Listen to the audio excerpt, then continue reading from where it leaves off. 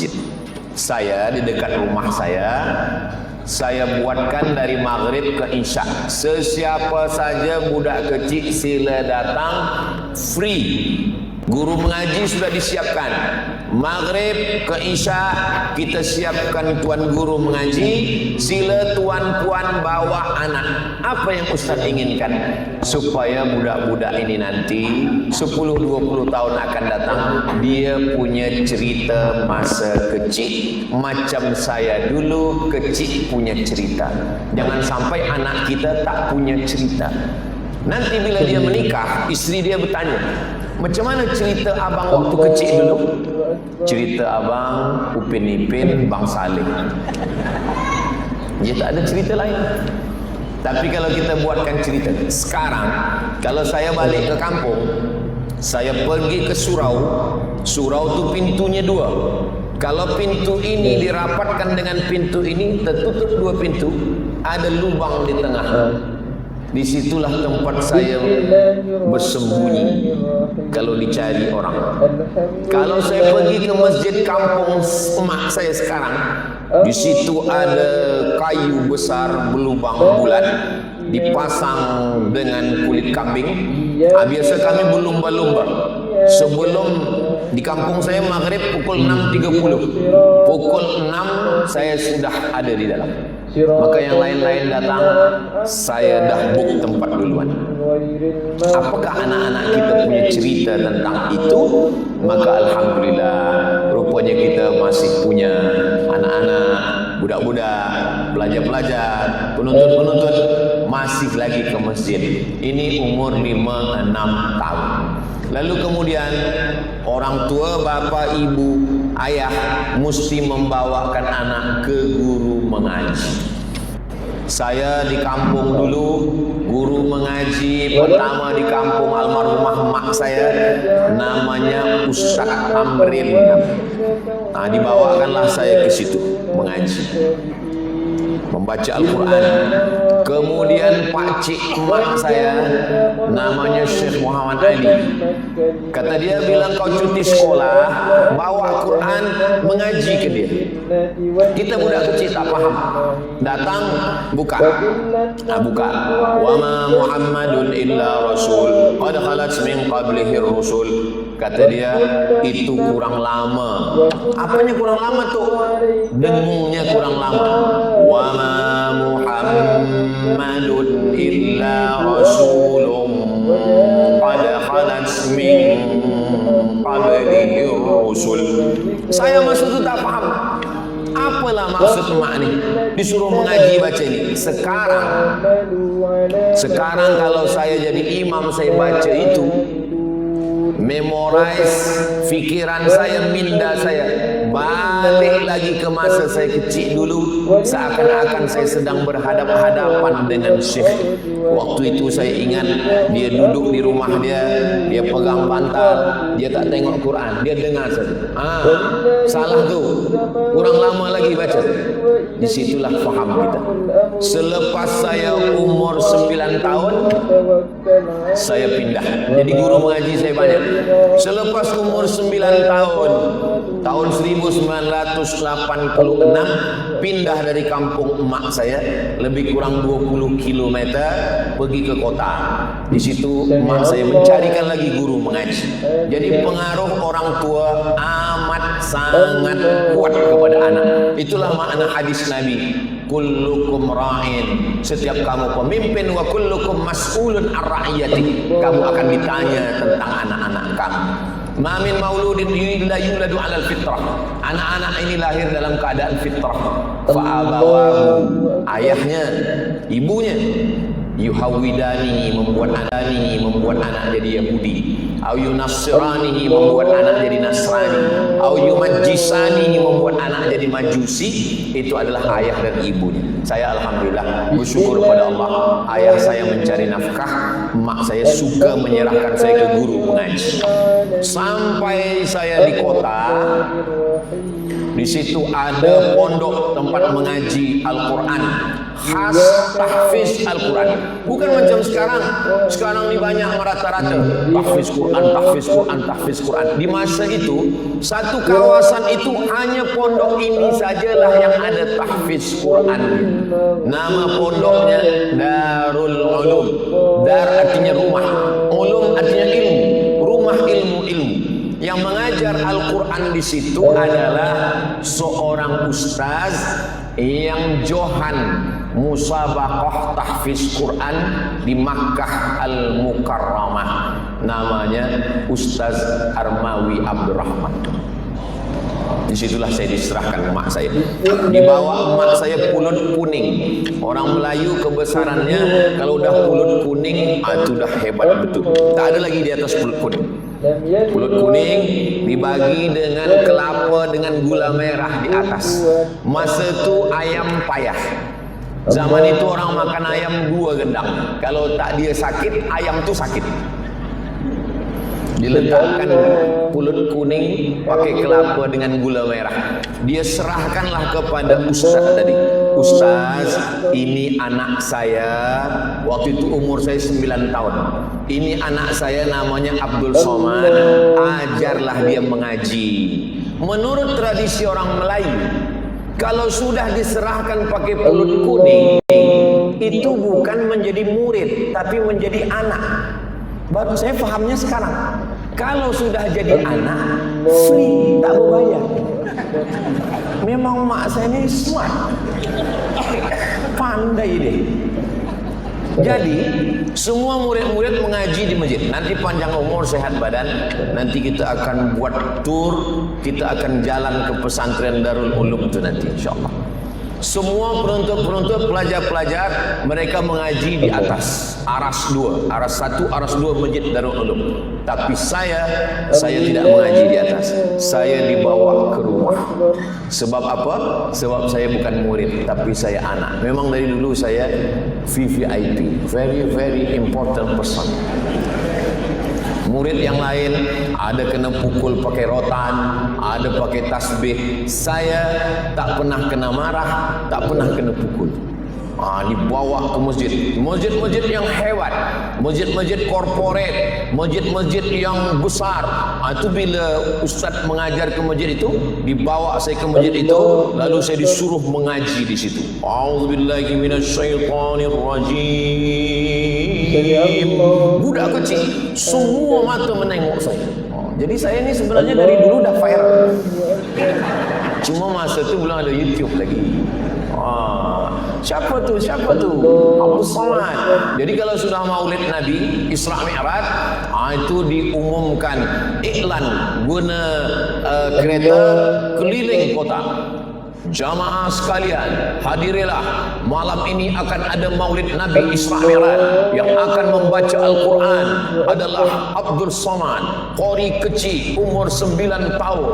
Saya pun balik ke rumah, panggil mak. Mak, ya, saya dah dihalu-halukan keliling. Jadi kebahagiaan. Cerita masa kecil inilah yang sedang kita buatkan untuk anak-anak kita. Saya mengaji dari tahun 1986 sampai 1989. Tahun 1989 Ustaz Armawi meninggalkan kota tempat saya sebab dipanggil ke Brunei Darussalam untuk mengajar di Ma'had Tahfiz Sultan di Brunei Darussalam. Jadi kami menonton TV melalui parabola. Waktu itu belum ada internet. Pakai parabola di kampung kami tonton. Kata emak saya, cuba kau cari dulu channel Brunei Darussalam, cari-cari dapat. Ini dia. Macam orang Melayu juga Brunei. Tengok baju dia, baju Melayu, baju gunting Cina. Kami menyebut baju Melayu itu baju gunting Cina, bersongket juga. Tapi cakap dia agak lain sikit, tak sama macam Melayu. Iya, itulah. Bilalah kita agaknya sampai ke situ, mak saya mendoakan saya. Maka bila saya sampai kemari, saya yakin itu adalah doa guru-guru saya, mak saya. Maka saya sampai kemari. Itulah pentingnya kita mendoakan anak-anak kita. Lalu kemudian selepas itu saya pun pergi lagi, pindah 150 km dari situ ke Medan, North Sumatera, Sumatera Utara. Di situ saya mengaji kepada Syekh Azra'i Abdul Rauf di tepi Sungai Deli. Saya datang ke rumahnya dari tahun 1990 sampai tahun 1993. Umur dia masa itu 70 tahun. Dia sudah tua. Saya tak tahu. Saya masa itu masih umur 12 tahun. Saya tak tahu. Saya datang mengaji. Tahun 1993 dia meninggal dunia. Saya baca newspaper, sudah meninggal di Al-Falah di Makkah selama 15 tahun. Barulah saya tahu, rupanya guru mengaji saya itu orang yang hebat, orang yang besar.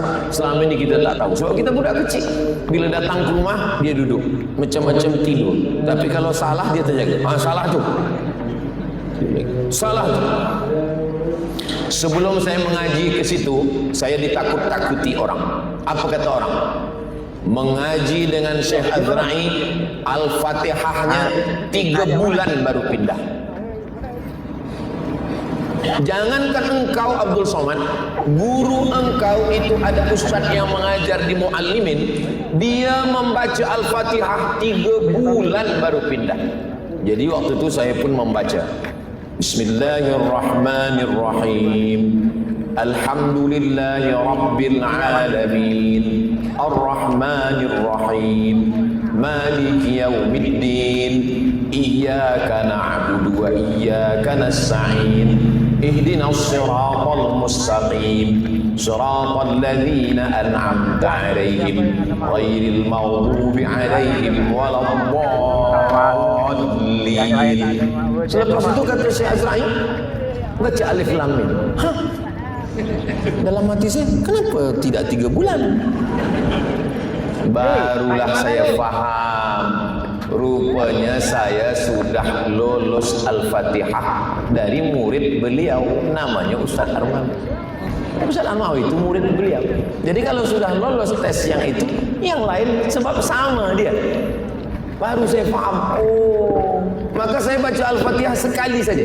Selepas baca Al-Fatihah itu terus kepada Alif Lam Mim, pindah. Tahun 1990 saya mengaji, khatam tahun 1993. Beberapa bulan selepas itu dia meninggal dunia. Datanglah emak saya membawakan kain putih, pulut kuning, pisau, mangkuk putih. Tradisi orang Melayu di tempat kami, kalau anak khatam Quran dibawakan pulut kuning, pisau, kain putih, mangkuk putih.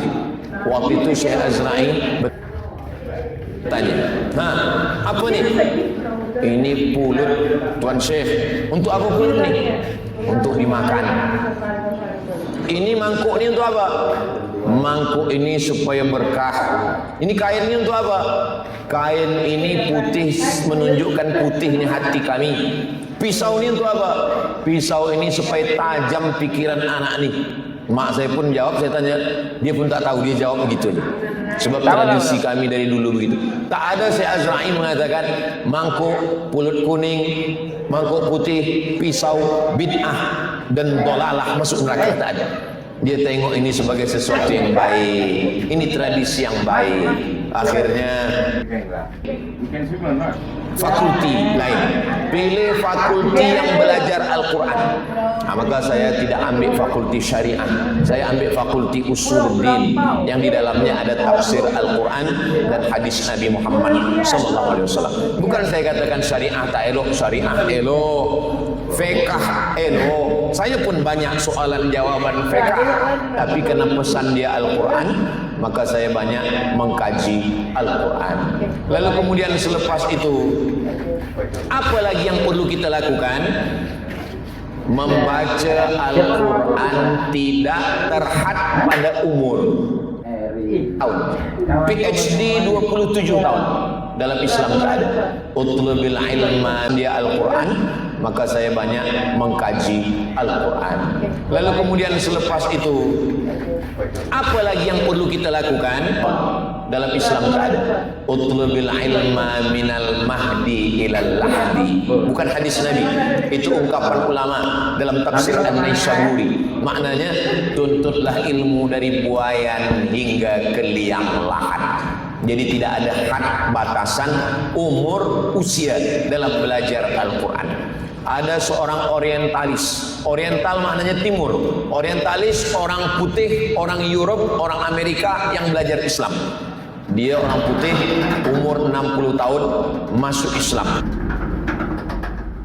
Lalu kata dia, bacalah Al-Quran dengan bahasa asli, original yang diturunkan kepada Nabi Muhammad sallallahu alaihi wasallam. Maka dibacakanlah Al-Quran.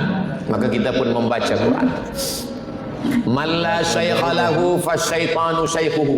Siapa yang tak berguru, maka syaitanlah gurunya. Membaca Quran tak boleh tak berguru.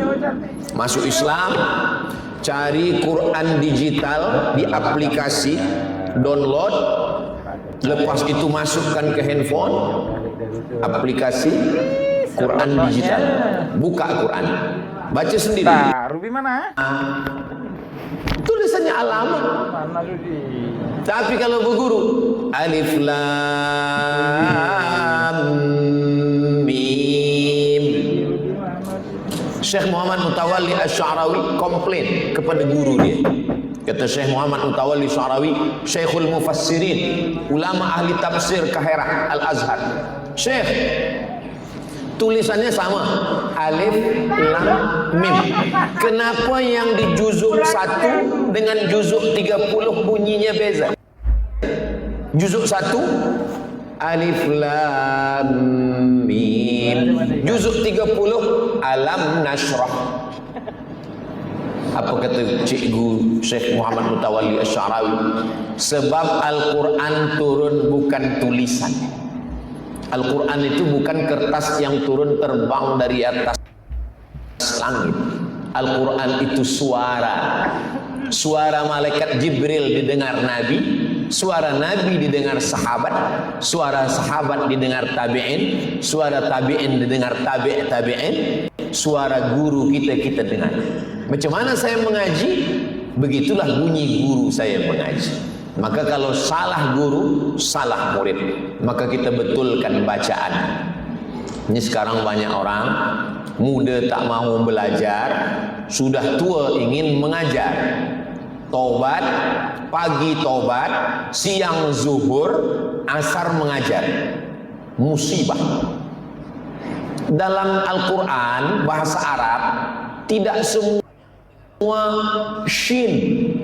Saya banyak mendengar orang, Assalamualaikum warahmatullahi wabarakatuh, alhamdulillah, wassalatu wassalam. Apa ini? Dalam satu ayat 4 huruf ini berjumpa.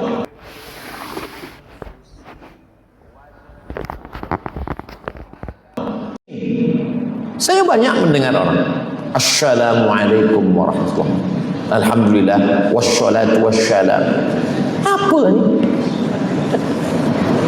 Dalam satu ayat 4 huruf ini berjumpa. وَلَنَبْلُوَنَّكُمْ بِشَيْءٍ مِّنَ الْخَوْفِ وَالْجُوعِ وَنَقْصٍ مِّنَ الْأَمْوَالِ وَالْأَنفُسِ وَالثَّمَرَاتِ وَبَشِّرِ الصَّابِرِينَ وَالْأَنفُسِ. Siapa bagi tazkirah tadi? Ustaz Somad. Saya suka Ustaz Somad. Tak salah. Tapi dalam bahasa Arab, datang seorang orang putih, kata dia bahasa Arab ni menyusahkan sebab banyak betul hurufnya. Coba semua huruf sa, huruf sya, huruf so buang, jadikan satu saja, sa. Dia datang kepada Toha Hussein. Toha Hussein ni mohon maaf buta. Dia dapat PhD dari Sorbonne, Paris, Prancis, bahasa Arab. Datang dia ke Toha Hussein. Toha Hussein, Kita ubah bahasa Arab ini. Jangan ada huruf fa, jangan ada huruf sa, jangan ada huruf sya. Semuanya jadikan sa saja, biar supaya mudah. Apa kata Tuhan Husain? Kassarallahu amsalah. Bunyi yang betul, kassarallahu amsalah. Dia hilangkan sa jadi sin. Kassarallahu amsalah. Apa maknanya? Kalau kassarallahu amsalah, semoga Allah memperbanyak orang macam kamu. Kalau ada orang baik, kita katakan kassarallahu amsalah. Semoga Allah memperbanyak orang macam kamu. Banyaklah hendaknya orang macam kamu. Tapi kalau sa itu dirubah jadi sa, kassarallahu amsalah. Semoga Allah menghancurkan orang macam kamu. Kassarallahu amsalah. Semoga Allah menghancurkan orang macam kamu. Baru kata dia, betul-betul. Kalau begitu tak jadi. Kassarallahu amsalah. Innallaha ya'murukum an tadhbahu bakarah. Innallaha ya'murukum an tadhbahu bakarah. Qaf. Rupanya dia tak suka dengan qaf. Susah ni. Kap saja semua. Innallaha ya'murukum an tadhbahu bakarah. Bakarah zaman dulu kalau orang menimba lalu kemudian menarik timba ni berat, maka digantungkan putaran besi. Apa namanya?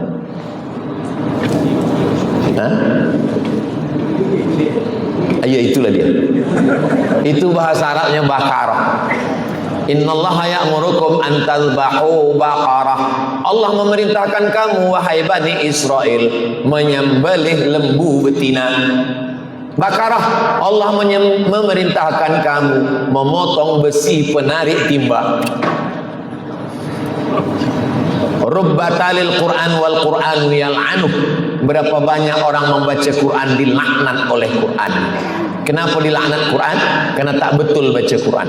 Alhamdulillah Ustaz Somad, saya tak pernah salah. Kenapa? Karena tak pernah baca Quran.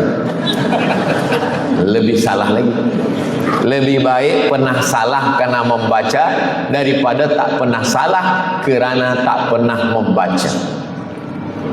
Mohon maaf, yang hebat dalam bahasa Inggris jangan tersinggung, jangan sakit hati.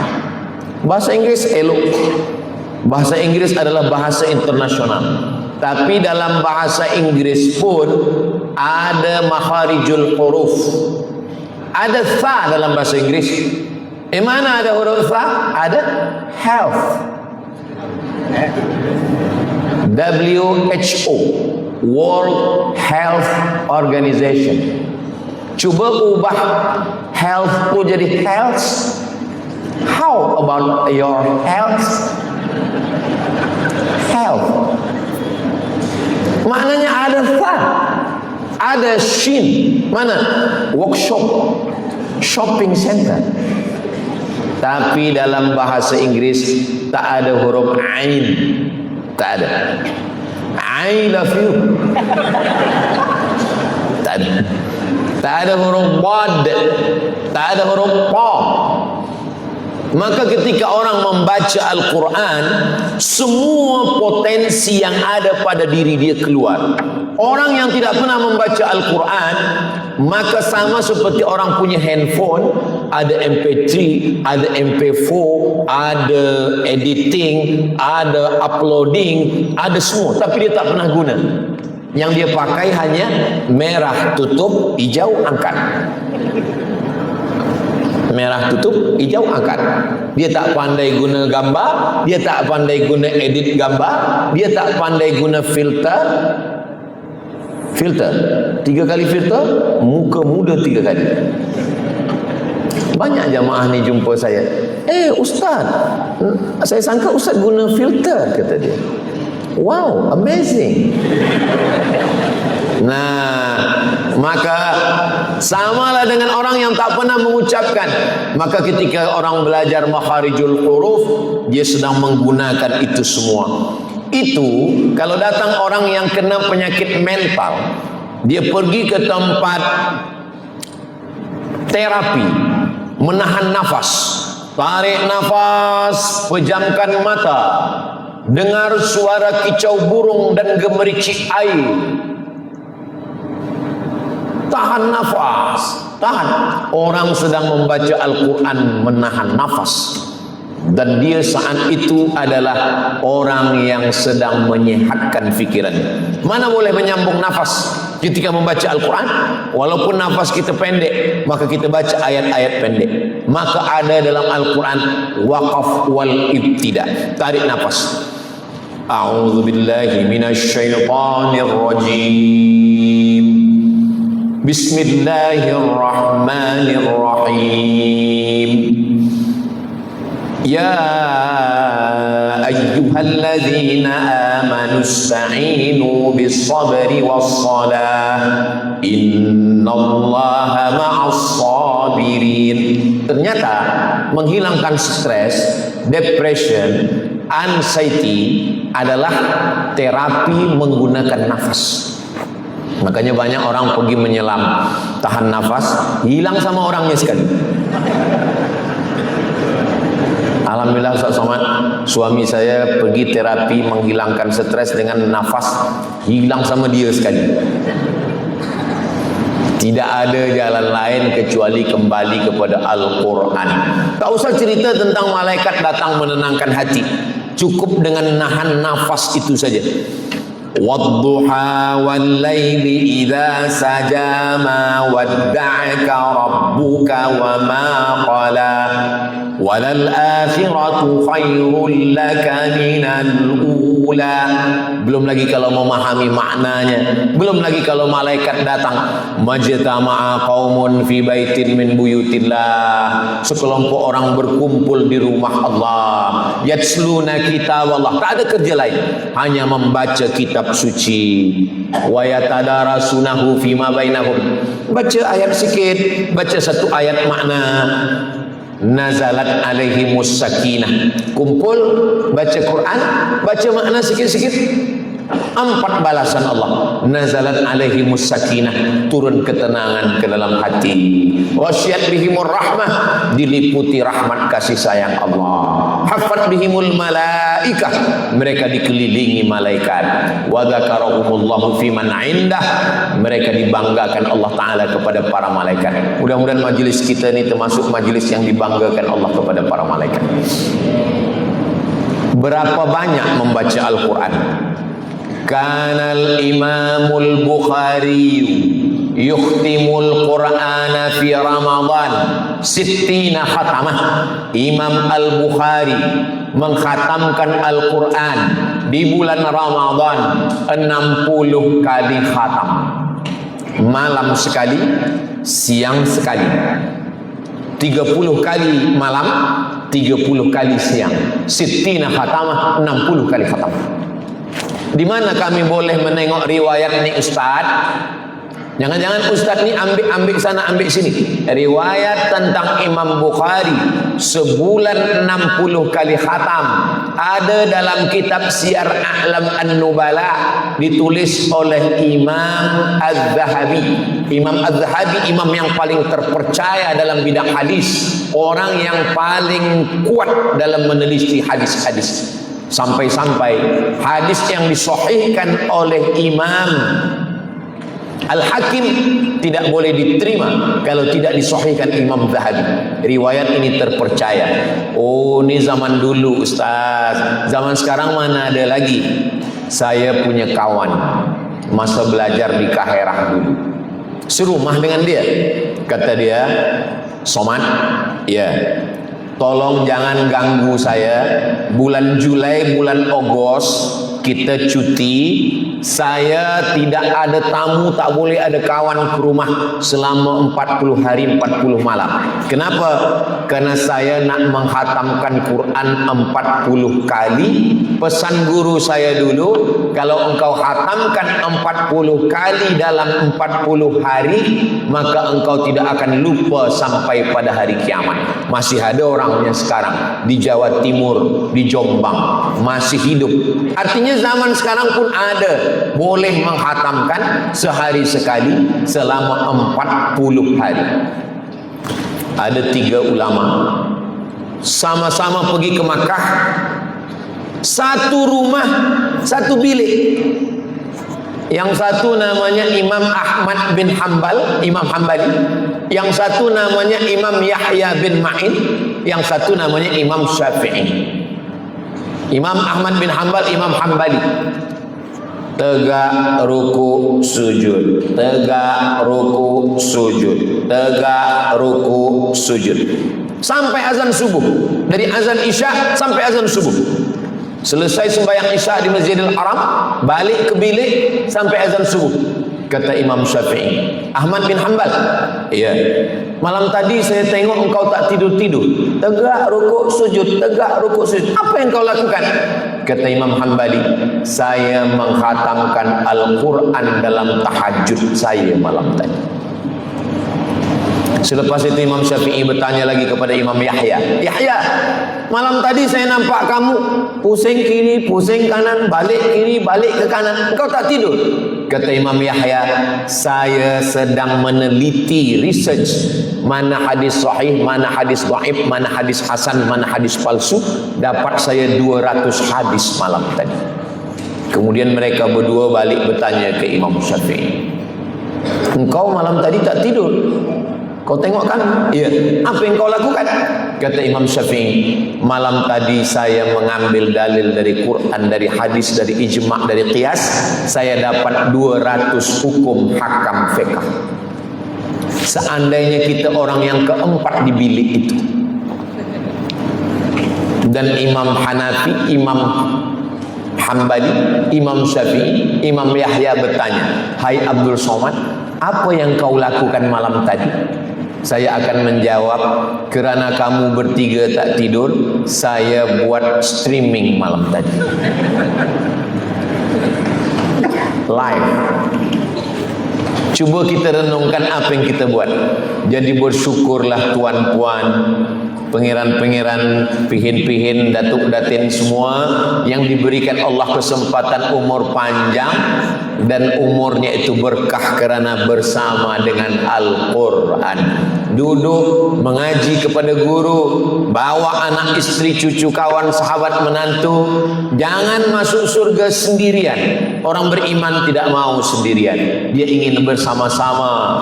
Orang beriman kalau dia masuk surga nanti, dia akan tanya kepada malaikat, si fulan mana? Si fulan mana? Kami sama-sama bekerja dulu satu office, kami sama-sama satu college, kenapa sekarang tak ada? Kata malaikat, kamu naik pesawat terbang direct, dia transit. Di mana? Neraka Jahannam. Itulah kenapa kita ingin menyelamatkan kawan, sahabat, jiran kita semua supaya kita bersatu dalam mengaji Al-Quran. Masa lalu, masa muda, kita minta ampun kepada Allah. Mudah-mudahan diampunkan Allah semua silap, salah dan dosa kita, insyaAllah. Adapun yang kita perbaiki hari ini dengan mengaji Al-Quran, maka insyaAllah semua kebaikan-kebaikan dikhatamkan. Selepas khatam, ulang balik. Proses Al-Quran ini, ada setengah orang. Saya berjumpa dengan orang sudah tua. Kata dia, Ustaz Somad, saya nak berhenti mengaji. Kenapa puan berhenti? Sebab saya dengar ada ustaz bagi tazkirah di TV. Apa kata dia? Orang yang baca Quran tak faham maknanya, tak ada guna. Terus, maka mendengar itu saya dah putus asa. Kalau begitu saya berhenti sajalah mengaji. Boleh berhenti mengaji tapi dengar cakap saya dulu. Baik. Quran ini ada 5 tangga. Tangga 1, tangga 2, tangga 3, tangga 4, tangga 5. Tangga 1, wa idza quri'al Qur'anu fastami'u lahu wa ansitu la'allakum turhamun. Dengar saja. Sedang mendengar pun dapat rahmat. Naik kedua, iqra'ul Qur'an, baca Al-Quran. Fa innahu ya'ti yaumal qiyamah, Quran akan datang pada hari kiamat. Syafi'an li ashabi, memberikan syafaat pada orang yang membacanya. Pertama mendengar, kedua membaca, yang ketiga faham. Afala yatadabbarunal Qur'an, kenapa mereka tidak memahami Al-Quran? Tuhid, ahlan wa sahlan, barakallahu, marhaban.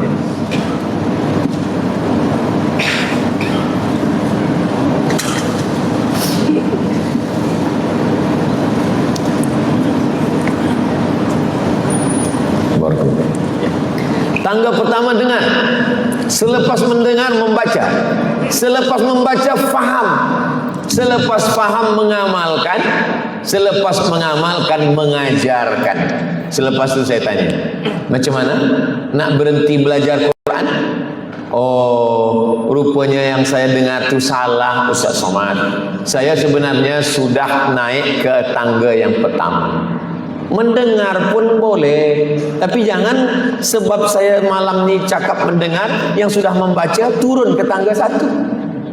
Esok bila diajak mengaji, kita mengaji dengan Ustaz, saya cukup mendengar saja dapat rahmat. Mendengar dulu macam mana sa, macam mana pa, macam mana qaf, macam mana a, macam mana wa, ada za, ada za, ada wa. Jangan sampai membaca ijazah. Apa ni ijazah? Selepas mendengar, meniru. Kerana membaca ni meniru. Apa kata guru, kita tiru saja. Selepas membaca, la aqulu alif lam mim harf. Alif lam mim tidak dihitung kira satu huruf. Alif satu huruf, lam satu huruf, mim satu huruf. Wa likulli harfin asyru amsalha. Setiap huruf dibalas 10 kebaikan. Jadi kalau ada orang maaf, kalau ada yang tak lancar membaca Quran, itu pahalanya bukan makin sikit, makin banyak. Sebab kalau lancar pahalanya sikit. Alam nashrah laka sadrak, sikit. Tapi kalau tak lancar, alam nashrah, banyak pahala. Walladhi yaqra'ul Qur'an, orang yang membaca Al-Quran, wa huwa alaihi syaq, berat, wa yatata'ta, yatata'ta maksudnya alif bata. Alif bata itu tata'ta. Orang alif bata sajim hakho, dia tidak alif bata. Terbata-bata. Wa yatata'ta, terbata-bata. Wa huwa alaihi syaq, berat yang baca Quran. Lahu ajrani, dia dapat 2 pahala. Kenapa 2 ya Rasulullah? Yang pertama pahala membaca Quran, yang kedua pahala kerana ingin bekerja keras. Al-jaza' ala qadril amal, balasan sesuai dengan kesusahan membaca Al-Quran. Jadi ketika kita membaca Al-Quran, maka nanti Al-Quran akan datang memberikan syafaat. Ketika kita menghadap Allah, yauma la yanfa'u malun wala banun, hari itu tak ada guna anak, hari itu tak ada guna istri, illa man atallaha biqalbin salim, kecuali orang yang datang menghadap Allah dengan hati yang bersih. Di antara yang datang memberikan syafaat adalah Al-Quran. Al-Quran itu akan datang nanti memberikan syafaat. Mudah-mudahan kita semua termasuk yang mendapatkan syafaat Al-Quran. Ada syafaat Nabi Muhammad, ada syafaat malaikat, ada syafaat Allah, ada syafaat penghafal Quran, ada syafaat orang beriman, ada syafaat Al-Quran. Hadis tentang syafaat panjang dalam Sahih Bukhari, Sahih Muslim. Maka Allah pun memberikan syafaat dan Al-Quran memberikan syafaat. Makanya di antara doa khatam Quran, Allahumma arhamna bil Quran waj'alhu lana imaman wa nuran wa hudan wa rahmah. Allahumma dhakkirna minhu ma nasina wa 'allimna minhu ma jahilna warzuqna tilawatahu ana al-laili wa atrafan nahar waj'alhu lana hujjatan. Makna jadikan dia sebagai hujjah, Al-Quran yang akan membela kita, menjadi hujjah, menolong kita menjawab ketika segala pertanyaan. Al-Quran yang akan hujjatan lana. Makanya di antara doa, Allahumma ja'alil Qur'ana hujjatan lana wala alaina. Al-Quran menjadi penolong ketika kita tidak boleh menjawab soalan-soalan daripada malaikat, daripada Allah Subhanahu wa ta'ala.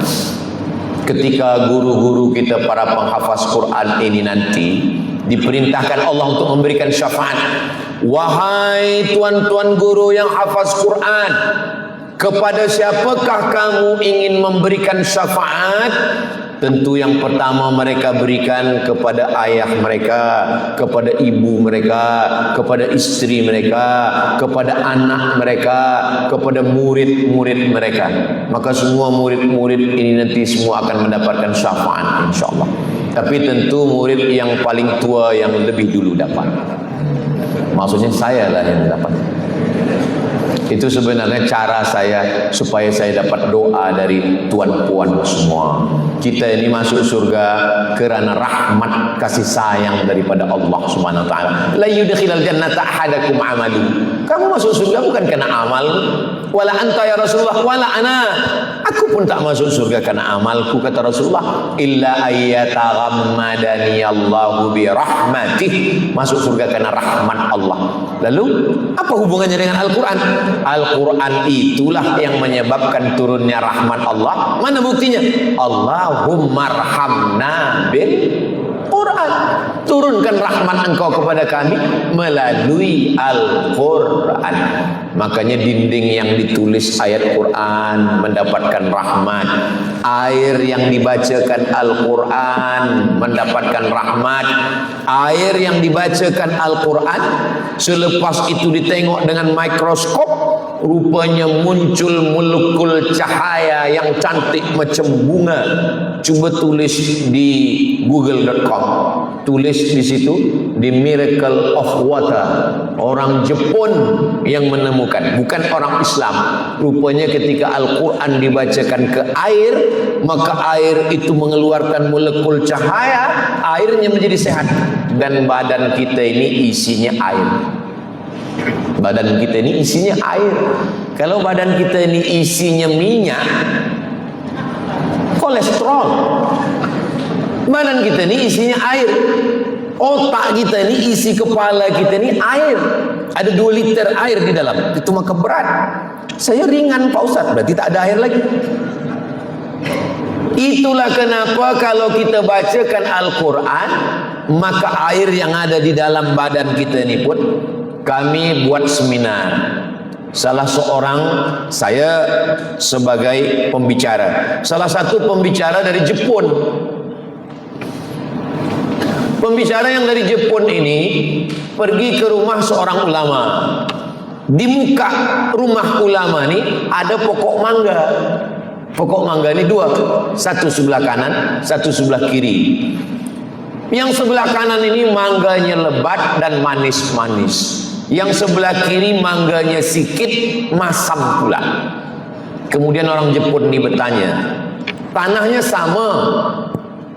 sama-sama di halaman rumah Tuan Guru, kenapa yang ini lain? Kata Tuan Guru, kalau saya lalu di pokok mangga ini, saya selalu bacakan Al-Quran.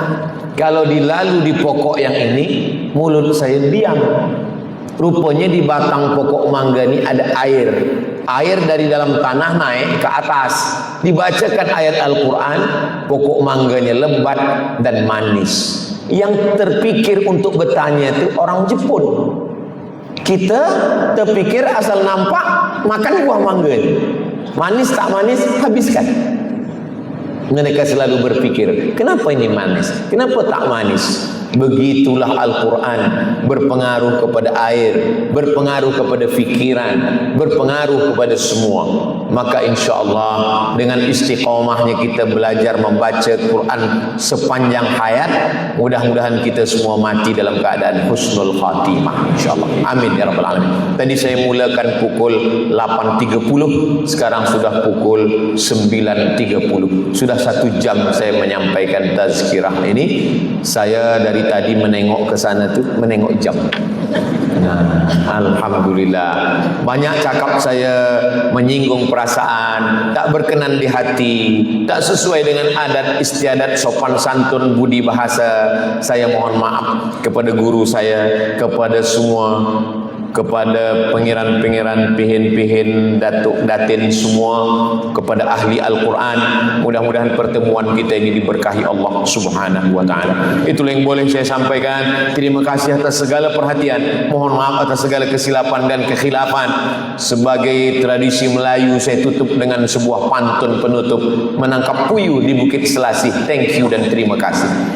Wassalamualaikum warahmatullahi wabarakatuh.